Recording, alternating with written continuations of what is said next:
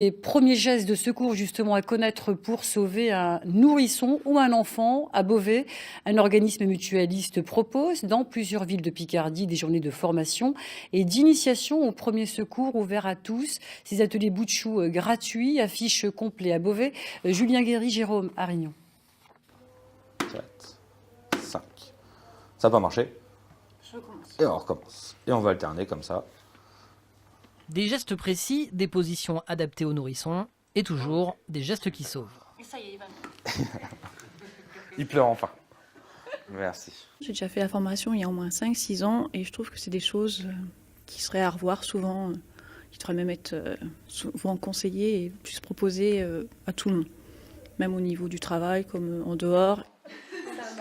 Je pense qu'on a encore pas mal de progrès à faire. On n'est pas forcément sensibilisé à tous les accidents domestiques, à la sécurité. Et on devrait sensibiliser dès le plus jeune âge. Donc dans les établissements scolaires, il y a des mini-formations qui sont proposées aux enfants. Et moi, je demande à mes enfants d'y participer systématiquement.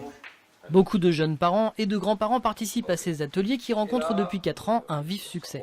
Étouffement, arrêt cardiaque, hémorragie. L'objectif est avant tout de ne plus paniquer en cas d'accident et d'agir au plus vite. On pensait systématiquement à couvrir votre victime. On a encore des difficultés effectivement à former plus de gens. On aimerait avoir 80% de la population formée. On est encore loin de ce compte-là en France. Mais la sensibilisation commence à arriver, surtout suite aux événements qu'il y a eu ces dernières années en France. Les gens sont de plus en plus volontaires à venir se former. Et c'est bien le but de l'organisme mutualiste à l'initiative de ces ateliers, toucher un maximum de personnes. Nous avons ouvert pour l'atelier de ce soir, cet atelier à des personnes malentendantes avec un interprète qui pourra assurer la formation en langue des signes. Selon la Croix-Rouge, à peine 30% de la population serait en possession du diplôme de premier secours, le PSC1, contre plus de 80% dans certains pays européens, des formations que la Croix-Rouge propose tout au long de l'année.